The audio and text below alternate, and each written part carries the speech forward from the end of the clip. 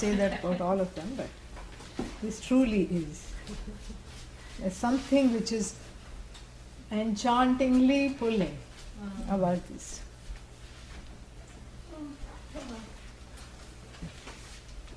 Even the most seasoned defenses it can wear down. Mundako or Upanishado.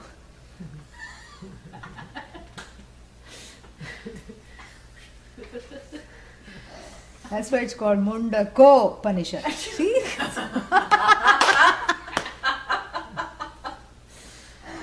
क्या करना है? Start this. Start sharing. Volume. Start my microphone. How do you do that? Connect my audio. Okay. And then something else I have to do. That's it. Oh, yeah. Blinko. Yes.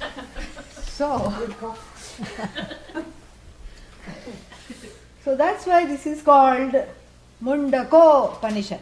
Yeah.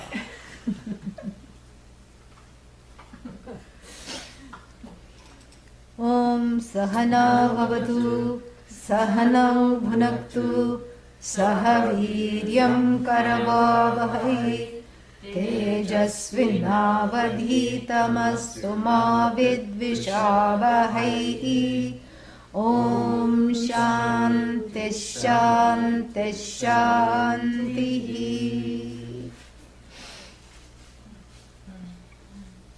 So, what have we been discussing? What is that? Knowledge is not produced. Okay? So all the other things that knowledge is not produced. Knowledge is, so the knowledge of the self is not a knowledge that is pravartaka, means an agent of production, but it is nivartaka, an agent of removal, as in the example of silvo, brasso, coppero, mundako, doesn't matter. The function is the same. So it cannot destroy the I. Why? Because the I can never be destroyed. It was never created. It always is. So what does it destroy? The not I. Well, orange is not I. And if self-knowledge destroys the orange, there should be no orange. But there is orange. No. It's a selective destruction of the not I. It destroys the not I that creeps into the I space. It destroys therefore all the creepy things which creep into the I space. Because the I is somewhat known, it becomes a sitting duck for all kinds of mistakes. And what is the mistake? Serpent rope, we know this very well. The original mistake, correct? The serpent rope. The rope is mistaken for serpent. And I is mistaken for what? Body, mind, anything. It becomes a sitting duck for every mistake. Rajju means rope. It's mistaken for serpent. So Raja, the king of everything, is mistaken for servant. That is what it is. This is Viveka Chudamani. Beautiful. So, this mistake is removed because the not I that creeps into the I is that creeping happens because of this creepy thing called ignorance. The ignorance, or rather its broods, make this kind of a chimera of the not I parading as the I possible. So this masquerade is removed, like even the outing of the crow in the peacock convention. We've seen this. Same thing. The false identifications achieved by the peacock feathers fall off, and are removed. Fall off by what? The crow attempting the peacock dance, which it didn't know the steps of. And so the Upanishad pervades or permeates this into this, the Upanishadic dance permeates into this beautiful saga and a completely funny saga of the not I, the masquerade of the not I parading as the I, and it pulls off the masks. It is more of an unmasking agent, Nivartakam. So Nivartakam is agent of, Nivartaka is agent of removal. Nivartakatvam, that which has the status of being the agent of removal, the remover.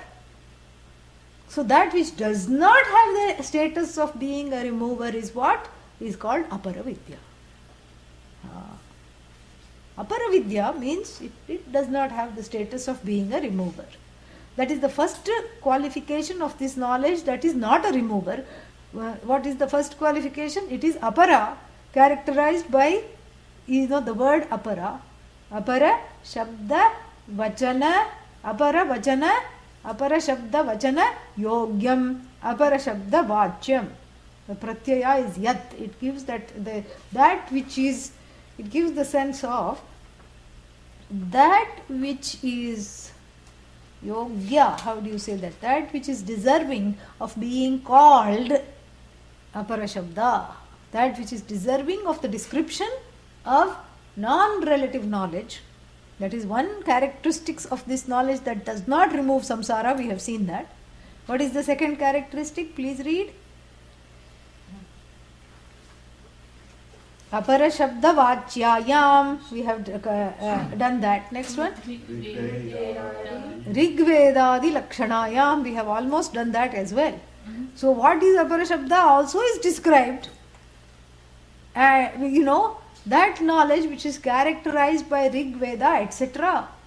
So basically we are not referring to the knowledge that is the removing knowledge that is the effect of studying Vedanta. We are only referring to what is called the heap of words. Shabda Rashihi, spoonful of words. Heaped spoonful of words. We are not talking of their ingestation or their gestation and what that does to the conflation of the I and not I. No, we are talking of just the heap full of words that are come under the object realm or purview of object knowledge, not subject knowledge. Subject knowledge is that which is the agent of removal. Object knowledge is just heap of words. And what is the third characterization of this vidya? That does not remove samsara and its broods. Vidhi pratishedha matra parayam. Matra only. Vidhi do's. Pratishedha don't do's. Don't do's? Don'ts. Matra only. Para here doesn't mean para. It means absolute. Para also means those which are committed to. Those sentences or that knowledge which is committed to do's and don'ts. Only. Do's and don'ts. Matra means to the predomination of anything else. So what preponderates in the first portion of the Veda is what? Do's and don'ts. What you should do, how you should have your coffee, what you should not put in it, what is good for health, what is bad for health. Suram na pibet, do not drink alcohol, Veda says. Kalanjam na bhakshayet, do not eat animal parts. And then what else? Satyam vada, dharmanchara, swadhyaya anma pramadah. Speak the truth, follow the dharma. Don't forget to read your own Veda. Reproduced along with swaras. Acharyaya priyam dhanamahritya prajatantum mavyavachhetsihi. Don't forget to give Guru Dakshina. No, really it says that. After having studied, give Guru Dakshina and then only get married. It's as though the Veda knows once the fellow gets married, Guru Dakshina will be in the hands of the wife or the spouse. That's why. It is said like that. And then again further on, Satyanna Pramaditavyam. Let there not be any neglect with regard to the truth. Dharmanna Pramaditavyam. No neglect with regard to dharma. Bhutyaina Pravaditavyam. No neglect with regard to giving of all kinds. Swadhyayan, with regard to study of one's own Veda, no neglect. So those are all don't vakyas. Satyam vada, dharmanchara, do vakyas. So if you look at the whole body of the first portion of the Veda, even though the quotations are from the last portion, but that was in a specific context, it is just a whole list, a laundry list of do's and don'ts. Yeah. Do's and don'ts. Laundry list, where did that come from? Because in the olden days, when you gave that, for laundry, you would have a whole list of do's and don'ts. And even if you look at the back of your collar, whatever you are wearing, it comes in signs. One triangle sign and a cross on it means don't iron. And then one 3 wavy lines and one thermometer dipped into it means cold only. Because you have to see the 3 wavy lines for which a magnifying glass is needed. Then you have to see that the temperature shown in the thermometer. That means it's not rising above. And then the 3 wavy lines without the thermometer means hot water, cold water. And then warm water also, there is one more sign. These are now become universal signs. Because it's not in that small piece. Already it's always irritating. You feel like cutting it off. Many people cut it off. Sometimes before purchasing. Or before they know they want to return it. So already it is prickly and, somewhat annoying. And then if the laundry list became a huge big flap in the back, that's why it is reduced to universal sign. No iron and these wavy lines, what kind of water. And then do not bleach. There is a little bottle and then with a circle and a cross on it. No bleach. And then there is something called like colors only, that is also written. And that's also, transformed. So this is what is laundry list. Laundry list means it's a list that is maddening, especially as the clothes become more and more fine and, how to wash, how to dry, and then the laundry machines also become more and more sophisticated. First there was only hot wash and cold wash. And then whatever happened was the prarabdha of the clothes. Then warm wash was introduced, which wasn't there. Then the agitation became mild, medium, or, a clothes tornado. These were the 3 choices. Now they have many more choices. Now they have the intelligent laundry machine. What is this intelligent laundry machine? Well, it's supposed to take care of all these laundry lists. You just literally throw in the clothes and shut the door. You don't have to think of anything. Already there is a soap dispenser, it dispenses. You have to fill it up once a week or whatever it is. And then it weighs the clothes. It comes with a weighing machine. Don't try to stand on it, however. Okay? It's not that kind of weighing machine. For halka things, light things, it will weigh. And then it will decide how much. You will not decide. It will decide how much water to use. It's intelligent. IQ of the laundry machine has become more. And then what? Then it will only deploy that much water. But it cannot sense whether it's silk or polyester. That you have to still do. That probably is the next gen of machines. Then it will also choose the agitation based on the weightage of the clothes. If it's a light load, very gently it will wash. If it's a heavy load, it will beat beat them out of existence. And now there is also that rinsing option is there. 1 rinse, 1.5 rinse, 2.5 rinse, all these rinsing options, which is also pre-programmed. And then what? The final spin cycle. That also is an option.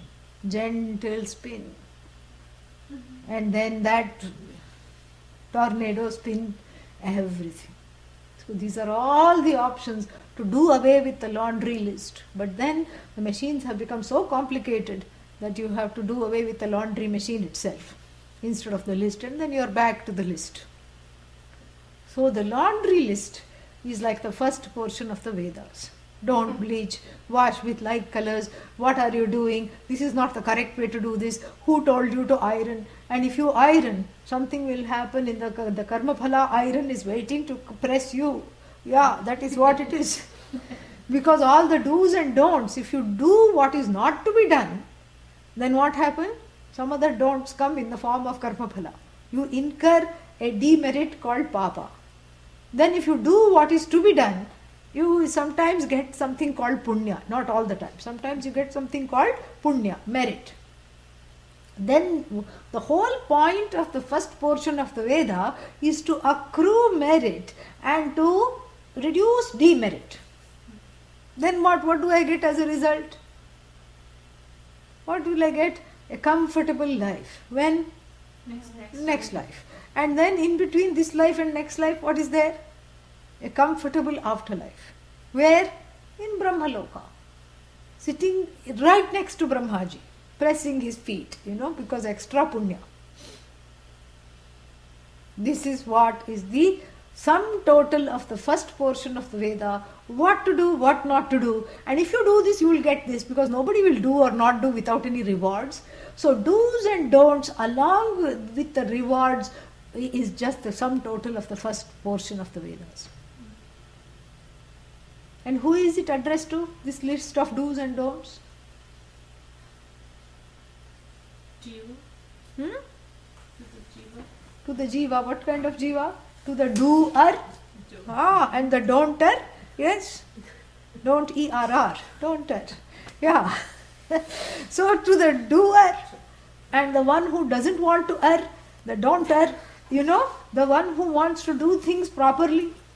The eager beaver doer, in other words, karta. And the karta, the one who does. Why does one want to do all the time? Why does one become a doer? To enjoy. To enjoy, because nobody wants to be a karta. In order to be bhokta, I have to be karta, because nobody is going to do anything for me. I have to do it myself. If supposing you could hire people to produce your punya, that would have been in fashion long ago. We already depend too much on the purohitas. We say, okay, do puja in my name, you do all this. But if you could really hire someone to do your daily duty, to grow in compassion, to do all the right things, to avoid all the wrong things, you would have done that a long time ago. The jiva is very clever. But that has not happened yet. Why? Because as Valmiki found out, you cannot trade karma cards. You can trade baseball, football cards. Karma cards cannot be traded. It is disallowed by Guptaji's rules. Which Guptaji? Chitragupta, the accountant. Yeah. He doesn't... no exchanges allowed. No refunds. No exchanges. It's like buying something in an Indian shop. You come out and you open the sari, it's full of holes. Yeah. Then you take it back. And then what they will say is, you must have made the hole after leaving the shop. They are not going to take it back. There is no such thing as, a refund. And very few shops even now allow exchanges. And they all got this idea from Chitragupta, who allows non-refundable, non-exchangeable, like our plane tickets. Yeah. Once you book, you are doomed. Finish. And then what? So like this, the first portion of the Vedas is addressed not overtly to the doer, but addresses itself covertly to the enjoyer, because nobody does without any meaning. If you don't get anything out of it, why will you be good? Even children wait for Christmas, and that's why they are good few days before Christmas, that's all. So that Santa Claus will know that you are nice and not naughty. That's the only thing. So why will you be good? You need something in return, correct? Yeah. And that returns, the gains, make one into a prospective bhokta. So behind every karta is hidden a greedy bhokta. Yeah, the one who wants to enjoy. And if you could, like I said, enjoy doing what you, without doing, you would enjoy. But you cannot enjoy without doing. So you keep doing in order to enjoy. So the 5 days of work is so that you can have those 2 weekends where you can crash. That's all, And then what? Then one whole year you work to have 2 weeks of crashing, going away somewhere. Then you go on vacation to India, come back even more tired. then you need vacation from vacation. Then that's what it is. So it's all collecting money, collecting time in order to expend it. And so too the jiva. And if you have a long duration of this, it's also collecting punya, avoiding papa, in order to have a better luck next time. So next time you have more money, more time, you can play golf, and you can exploit your employees, and then you can do all kinds of things, because those are all punya bodies. Yeah. We cannot dismiss corporate heads and heads of state, especially dictatorial heads. They have done lot of punya. Yes. Otherwise, how will you get to enjoy so much? But by their current actions, they are accruing papa. By not being kind to the employees, and by being mean, and by being exploitative and not sharing, not caring, they are accruing papa now. And then don't worry, they will get their just desserts later. That's why we are not Hindus as a result, as a general rule, where the concept of social justice is also in the here and now and in the hereafter also. There will be justice. Cosmic justice awaits. Yes. And it may not be in your time, it is in time. That's all it is. So the first portion of the Veda, do you see how useless it is? Please see how useless it is.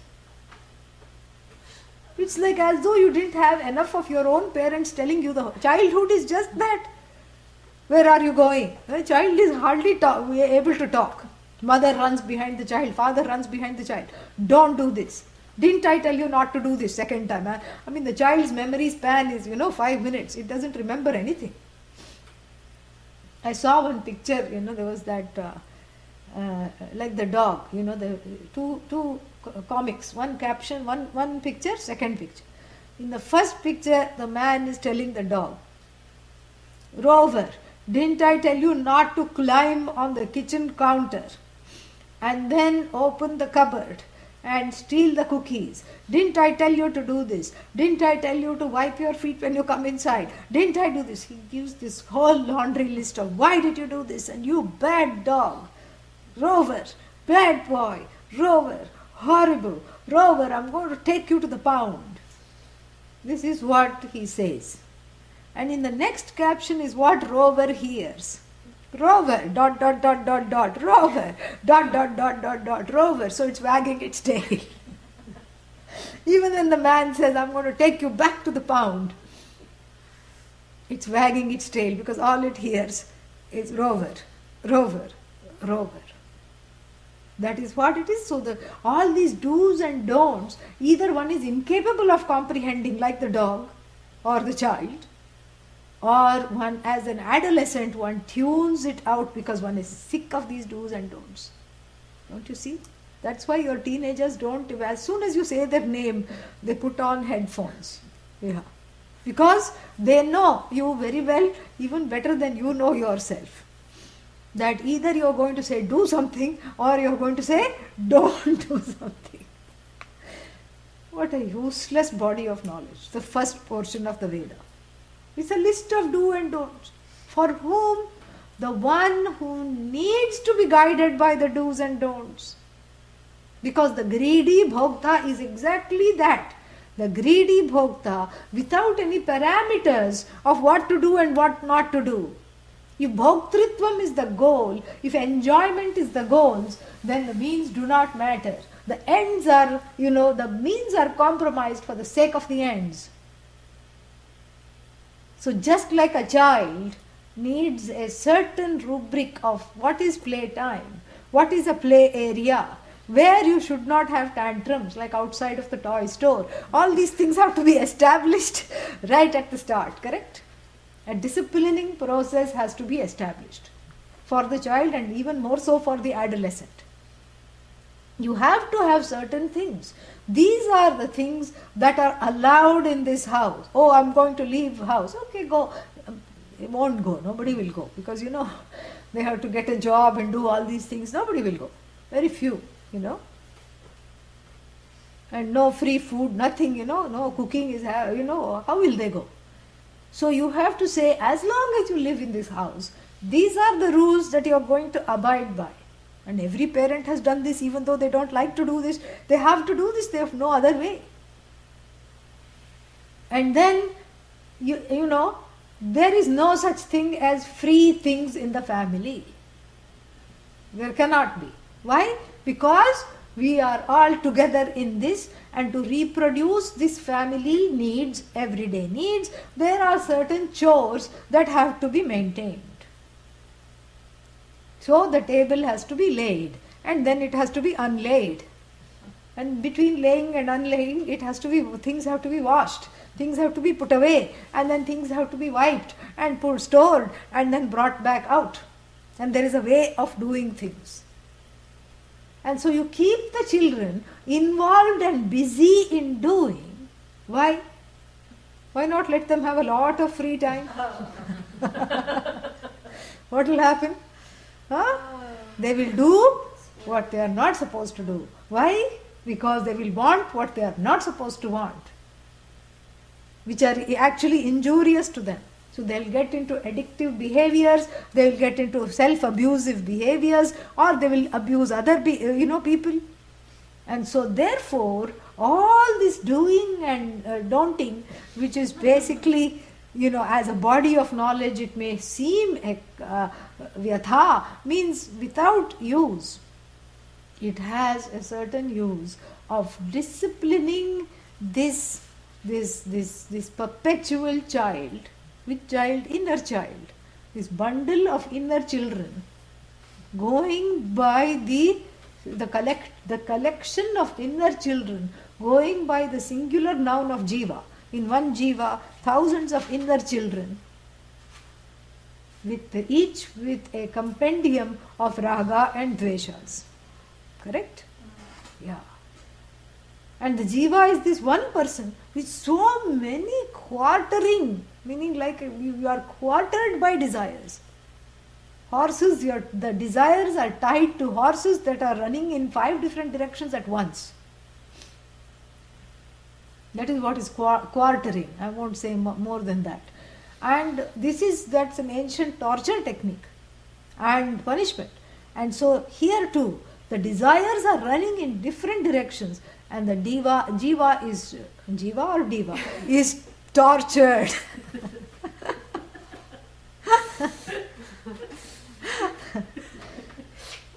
Tortured diva, tortured jiva. Yes, totally tortured. And actually the first portion of the Veda, which was appearing to be very useless until now, seems that it has the lovely purpose of giving a little respite to this diva. Yes, to recognize the truth of herself as true diva. Diva, yes, divya, exactly. Divya means all knowledge, all effulgence. So this jiva is given a little respite. First, by tethering the desires to the list of do's and don'ts, by giving a road on which to follow, so that the desires subserve the do's and don'ts. For every desire, there is a list of do's and don'ts to follow, so that one grows into a person who is ready to shed the burden of desires. Why? If not for any other reason, for the sheer difficulty of fulfilling them according to the normative, list provided by the Vedas. The normative standards of the Veda first portion of the Veda are extremely high, and they hold you to a high standard. They hold you to a level of integrity, a level of truthfulness, a level of being faithful and loyal to yourself, your family, your sense of duty, your sense of purpose in life, what you're supposed to do according to your age, what is age appropriate behavior, etc. They hold you to such a high standard that the whole life goes trying to match up to those standards. And even in attempting to match up to the standards, you become a better person. What do you mean better person? Not richer necessarily, not better looking necessarily. That's not the point. You become a better person by standards of inner worth, by standards of self-growth, by standards what are called spiritual growth, by standards of measured by spiritual growth. You become more compliant, you become more accommodative, you become more compassionate of other people's needs and desires, that you have desires but other people also have the same desires. You live a little, you let other people live a little, you know how to take turns. You become, in other words, a very dharmic person. And this wave of do's and don'ts, that is when they subside. The tide of do's and don'ts subside when the person has accomplished what is to be accomplished by the do's and don'ts. And that is the purpose of the first portion of the Veda. And then one becomes accomplished for what? The second portion. This is the prerequisite. So you see how the first portion of the Veda becomes a primary prerequisite to gaining the qualifications, the adhikaritvam. So the first portion of the Veda, adhikari, and the second portion are different. But let us not forget that the first portion of the Veda is actually responsible for minting the adhikari of the second portion of the Veda. So what is the prayojana of the first portion of the Veda? The prayojana of the first portion of the Veda is the adhikari of the second portion of the Veda. How fantastic. That is the connection, that is the sambandha now of the two Vishayas which seem to be so unrelated. That's why there is integrity between the first and the second portion. Knowing this, we can dismiss the first portion because we are standing at the shore of the first portion. We have already graduated the first portion of the Vedas. And when can you consider yourself a graduate? When you no longer chafe at the do's and don'ts. The chafing is gone because you have learned to live in a place of acceptance and peace. Peace with yourself, acceptance with what is. And you have lived a life of karma yoga, you have lived a life of dharma, you have lived a life of Ishvara, awareness of Ishvara. You have Ishvarified your life by understanding it as a necessary component in order for self-growth. You have learned to worship it knowing that this is the truth of myself that I cannot see yet. And from that bhava, soham bhavena pujayet, you have learned to worship Ishvara as something to be known and not yet known. But whose grace can let go of all, things in the process, obstacles, vignas, so that you will know. Then only you become a adhikari for the second portion of the knowledge. So this in sum is the first portion of the Veda described by Adi Shankara saying atra. Atra means in this context, in this Upanishad. And let us see the whole meaning, whole word. Atra cha But however, in this context, what does the Upanishad do? Aparashabdavachyayam Rigvedadi Lakshanayam Vidhi Pratisheda Matra Parayam Vidyayam Samsara Karana Vidyadi Dosha Nivartakatvam Nasti Iti Uktva. So, this Upanishad has said something about the first portion of the Veda.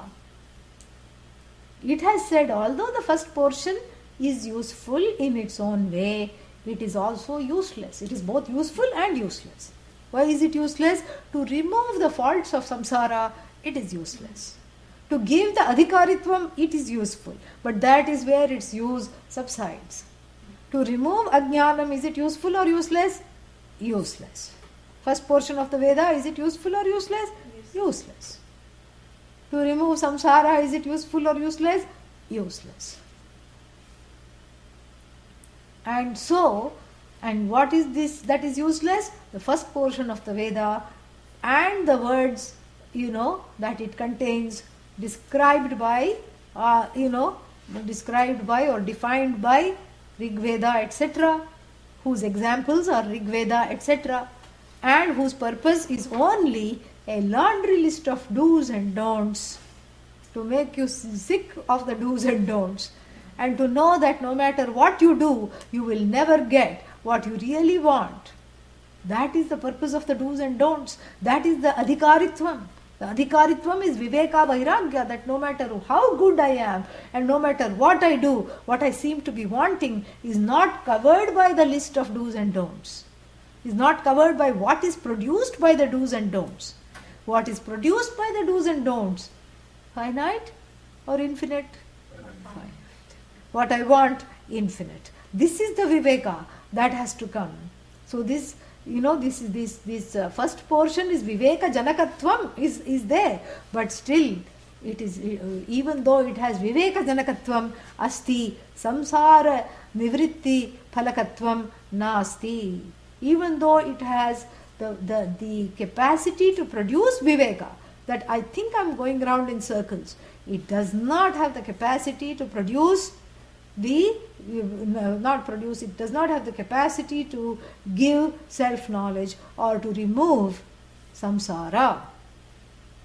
So it is a knowledge that is characterized by do's and don'ts, and it is a knowledge that is characterized by the four Vedas, by the name of Rig Veda, etc., and it is a knowledge that is characterized by the word apara. Swayameva uktva, the Upanishad having herself said, and parapara vidya bheda karana purvakam. So then it proceeds to show what the Upanishad, she proceeds, having made this distinction between aparavidya and paravidya, further goes to having shown the limitations of aparavidya, further goes to show the distinction between para and apara. How? Avidyayamantare vartamanaha swayam panditaha dhiram manyamanaha swayam dhiraha panditam manyamanaha dandhramyamanaha pariyanti mudhaha andhenaiva niyamanaha yatha andhaha. She is going to say, who? Upanishad. And why will she say this? Because she is going to give a beautiful verse that shows the limits of the first portion of the Veda. And if you keep beating, something that is already no longer in existence, what do you get out of it? Nothing. So the first portion of the Veda has relevance to get discipline and to see the finiteness of all do's and don'ts and all karma phalas. And if you, beyond that, if you keep applying it, what will you get? Nothing. You will get a new parampara. What is that new parampara? Andha parampara. The parampara of the blind leading the blind. Themselves don't know, they pretend they know, and they lead others also into the big ditch into which they themselves have fallen. This is what she says by way of distinguishing the two bodies of knowledge. Which are the two bodies of knowledge? Para and apara. Very good. Yeah. So then, tatha. Can we repeat at once instead of one by one? Yeah. Tatha paraprapti sadhanam sarva sadhana sadhya vishaya vairagya purvakam guru prasada labhyam brahma vidyam aha parikshalokan ityadina. Tatha, later, then, yeah, then what? Yeah, this time I said it for myself. Yeah, tatha, later, yeah, later, what happens? So not only does it distinguish, not only does the Upanishad talk of the futility of aparavidya, and then by distinguishing the two, para and apara, and by revealing the limitations of the former, what else does she do? She also gives paraprapti sadhanam. What is paraprapti? Parasya prapti. Prapti, gain. Of the para. Para means the absolute knowledge which happens as a brain wave, literally, when you hear the words of the Upanishads. That transformation that takes place by letting go of affinity and identification with the finite, that happens in the mind but not necessarily by the mind. That paravidya, what does it do? For that itself there is a sadhanam. What is that sadhanam? Sadhana means what? Means. Yeah. So paraprapti vishaya sadhanam. And so that itself has a sadhanam. And what is that sadhanam is also talked about. That sadhana is sarva vishaya sadhana vairagya purvakam. Very interesting. So ironically speaking, the paraprapti sadhanam, the means for gaining the end which is yourself, is to give up all other ends. Isn't that interesting? This is Adi Shankara for you at his finest, at one of his finest moments. So the end for which gain is the dropping of all ends. How fantastic that is. That is the exact definition of, that's the exact translation of this line. So if you want the end which is beyond the end of samsara, what is that? You want, the end is you, so what do you have to give up?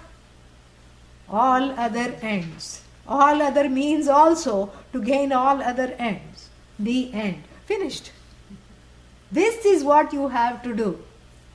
So first you gain, and see how quietly he is introducing the sadhana chatushtaya here. First you gain viveka by getting sick of the list of do's and don'ts and knowing that they are not doing what you want them really to do, is to produce the infinite, and thereby coming to the correct conclusion that the infinite is you. It cannot be a product, so it is not a product of action. Kritena karmana na, and so it is not a product of action, so therefore it is an as though product of knowledge by way of negating what is not I. So that is viveka. And then viveka itself is not enough to be an adhikari for this knowledge. I'm reading into the bhashya now. This is my tika of the bhashya. Tika is another secondary work. Bhashya of bhashya is called tika. So this is my bhashya of this bhashya. This is tika. So what is the tika here? The tika is I am urging you, encouraging you to read between the lines. Not just out of kapola kalpitam, not whatever you feel like, but what is the underlying theme here? What is Adi Shankara saying? When you read between the lines, you find that there is actually, as he is going along, very cleverly, he is giving the brush strokes of what is needed to be sick of the first portion of the Veda and to migrate towards the second portion. So Viveka he discussed by not even naming it. Yeah, by saying the laundry list and making the first portion of the Veda sound so bad that you immediately want to be on this side. Even those who had not gained Viveka gained it in this instance, correct? Yeah, in the last 15 minutes, everybody gained Viveka. This is Adi Shankara's prowess. And then what? Vairagya he mentions by name and saying, he doesn't say Vairagya as Vairagya towards this or that. He says that the means for this knowledge is ending all other ends. The end of all other ends and means is the means for this knowledge. What a lovely pun. It's a word play. Beautiful. Fantastic. So now now that we know the meaning of this sentence, we can look at it a little bit. So, now Paraprapti Sadhanam. So, Paraprapti Sadhanam, what is the Parasya Prapti? You know what is Parasya Prapti? Parasya Prapti is the gain of the Para. 6 TP and another 6 TP there. Parasya Praptehe Sadhanam. So, the gain of the Para, the means for the gain of the ultimate, the absolute, the self-knowledge as I. What is that? That is described in the next long word, Sarva Sadhana Sadhya Vishaya Vairagya Purvakam. So, this is a very long compound. Sarva Sadhanaihi Sadhyam. That which is gained by all kinds of means. Sarva sadhanaihi sadhyate iti sarva sadhana sadhyam. Then what? Sarva sadhana sadhyascha asau vishayascha. That vishaya, those things that whose ends are gained by many means. Those things that are qualified by, exemplified by many means and many ends. Bahushakhaha anantaha cha. So, endless means and endless ends. Correct? Dead ends. Yeah. The one who is not yet deadened by samsara is committed to dead ends. It's like every road you go. It's like in big cities, they're always doing construction. Don't ask why. Never completed. Every road you go, it says dead end, detour, one way.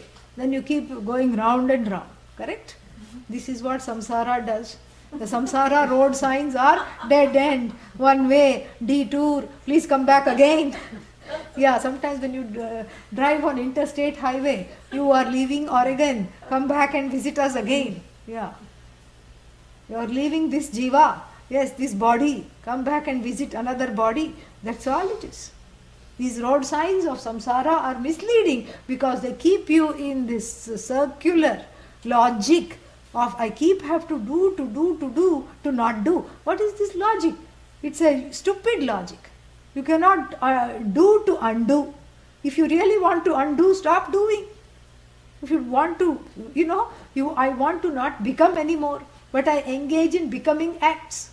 Very unbecoming. And so, so this is this samsara. So the spoof of samsara is called when I am able to look at the array of means and ends and say bye-bye to them. And that becomes the means to gain this knowledge of the self.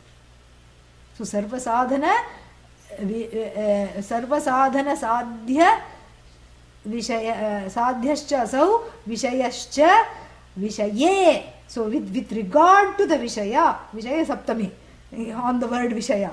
So Sarva Sadhanaihi Sadhyate iti Sarva Sadhana Sadhya and Sarva Sadhana Sadhyascha Sau Vishayascha, or even you can take Sarva Sadhana, that which is gained by Sarva Sadhana Sadhyaihi,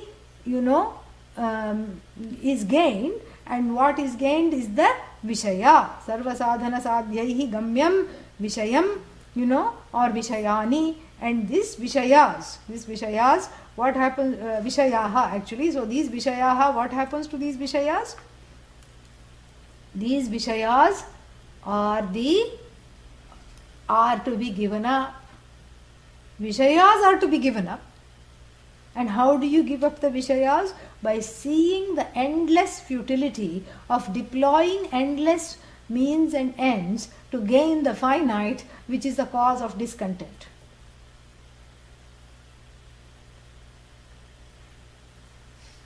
Yeah? So the word Vishaya is very important.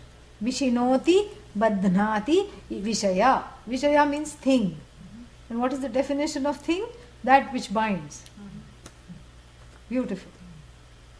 So you give up all that binds by getting out of this chakkar, this big circular logic of endless do's and endless don'ts that keep producing finite tchotchkes of nonsense that don't lead you anywhere.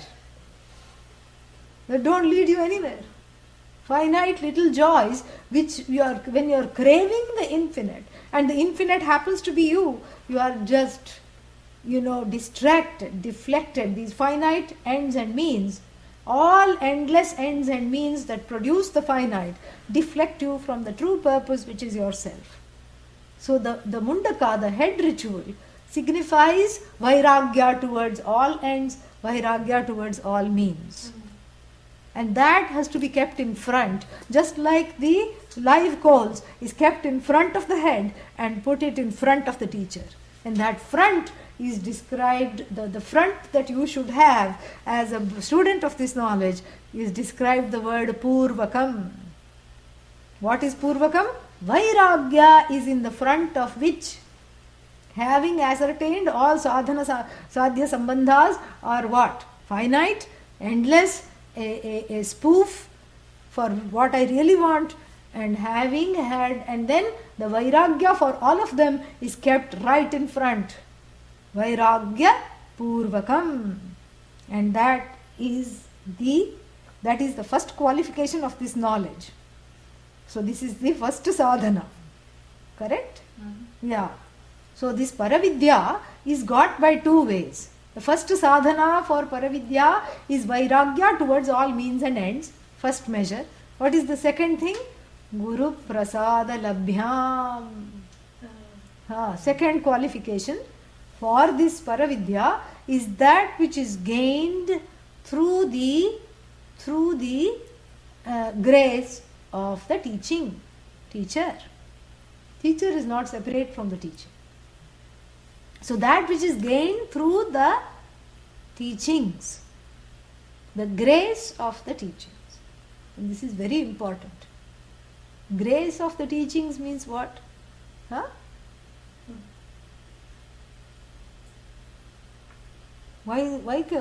is the teaching ingracious in any way? Grace of the teaching means what? Its efficaciousness. Its efficaciousness, yes. But also, whenever you hear the word grace, there should be somebody at the other end of grace. Who is the grace? Who is? No, the one end is Guru, Ishvara. The other end is who? The one who? The one who what? Receives. So grace requires, a recipient. Not necessarily even a dispenser. We can dispense with a dispenser of grace because grace is. Grace, like groundwater, is. It is everywhere. And if you have water underneath and you are still thirsty, what do you have to do? Tap, dig. Some khananam has to be done. Yeah. So here, you have to tap into that grace which already is. So that tapping requires a little action here. And what is that action? The action is again a cleansing action. Removal of ragadveshas makes me be a better recipient. Because the recipient has to be prepared to receive when the grace simply is. We don't say Ishvara distributes, grace like movie tickets to some big screening. No. Ishvara is the very screen of grace, in the form of grace. The one who taps receives. The tapping is known as prayer. That is what it is. Prayerfulness actually. Because the tapping is no longer an action. First it may be an action. Then it becomes the attitude with which all actions are performed. The attitude with which the Shastra is listened to. That is the fruit of the tapping. And then what? Then the grace which seemed so far away is immediately available. Not because it was not there before. Because I become a better discerning recipient to see its presence. Yeah. And to see how it is touching my life in every way. So this is Guru Prasada. It's not the Guru sitting in Abhaya Mudra and saying, yes, I am blessing you. There is no blessing happening. Or rather, blessing is. Blessing is, and when I say I am the one that is blessed, then what is that? That means I am in a place of receiving it. I am in a place of seeing that the Guru is everywhere. The Guru is everything. And the Guru is nothing but blessing. The Guru is Shastra. Guru is Bhagavan. Guru is nothing but blessing. He is a big body of blessing.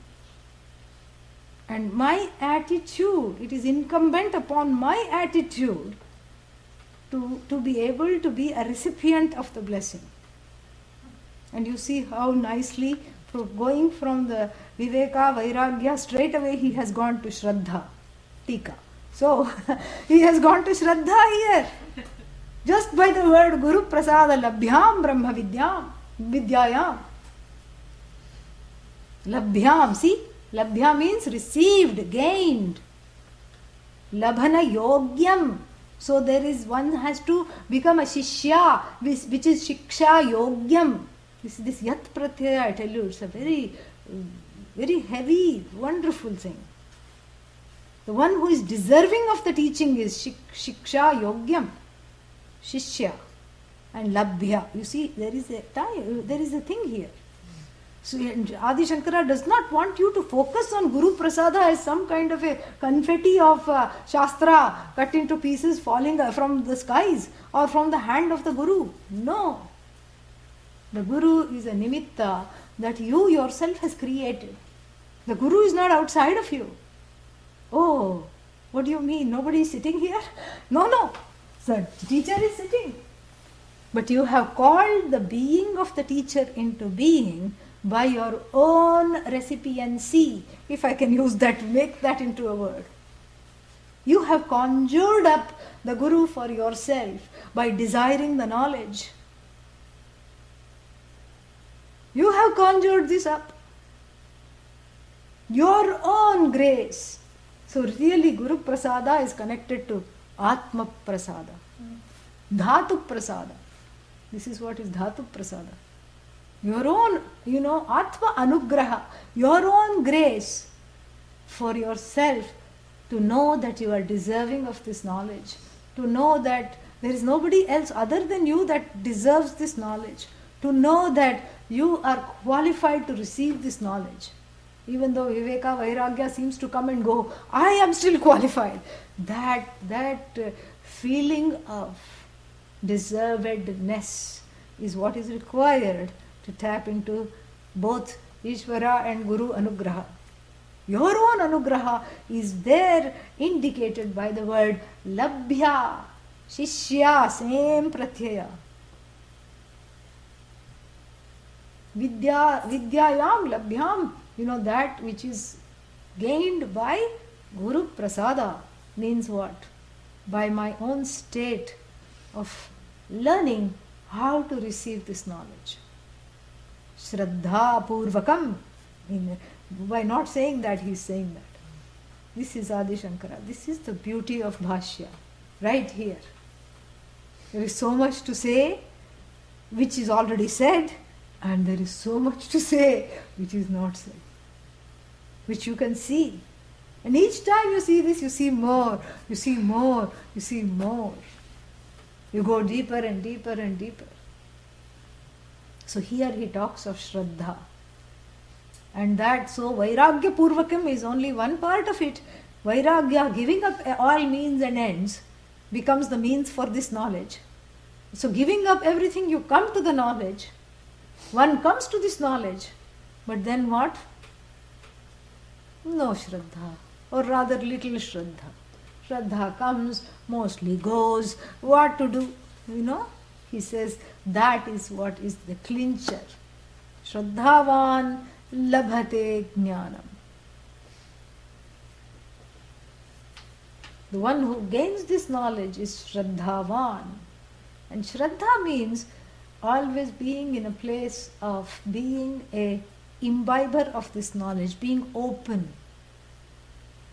And when I recognize blocks, resistances, fears, I am willing to drop it. I'm willing to take that extra step to at least suspend it, if not unable to drop it immediately. And my attitude always has to be the one who wants this knowledge above everything else. That is Shiksha Yogya. And that is being a Shishya. Being a Shishya doesn't mean bringing, some whatever, bringing... in the olden days, they used to bring firewood. You'll be going to talk. So, he's bringing Shishya doesn't mean always bringing firewood to the Guru. That's not what's talked about here. You collect twigs and bring. But the attitude of that, meaning I'm always in a place of being taught. I have things to learn yet. That is what it is. That is how it is with one's Guru. No matter, how high one may become, or no matter, one may become more famous than the Guru. Like Vivekananda was much more famous than his own Guru.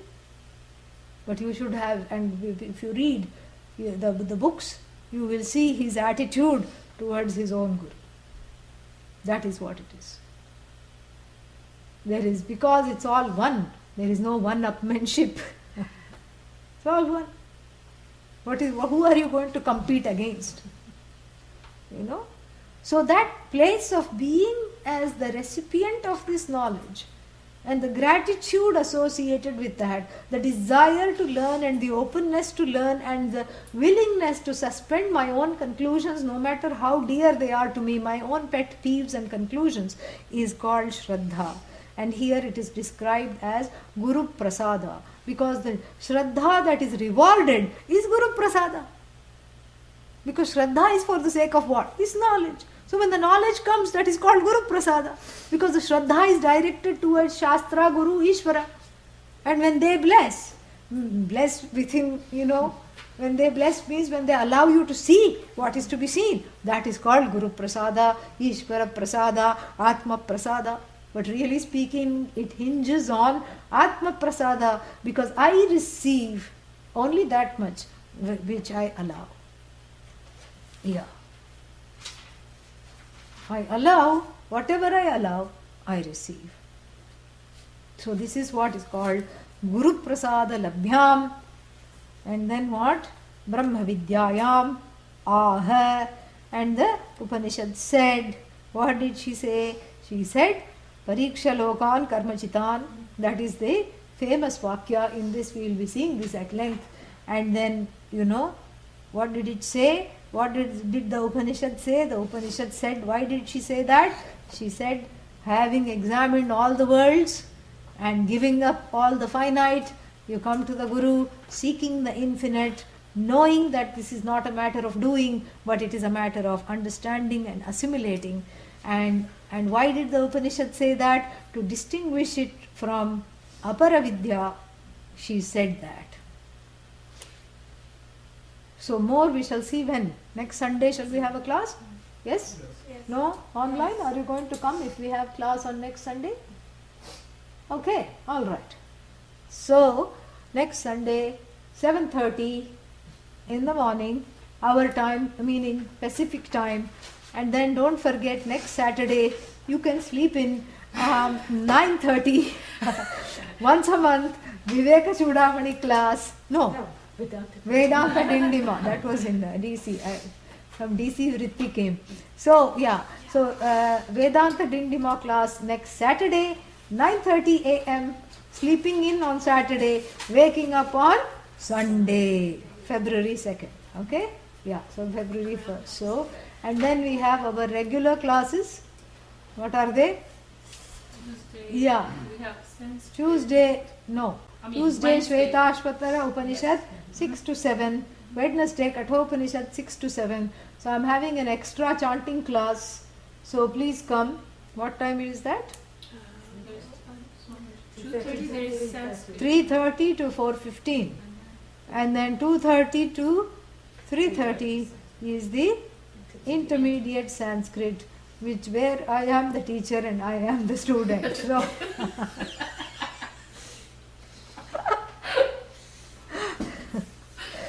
Om Purnamadah Purnamidam Purnat Purnamudachyate Purnasya Purnamadaya Purnamevavashishyate Om Shanti Shanti Shanti Harihi Om Shri Gurubhyo Namaha Harihi Om.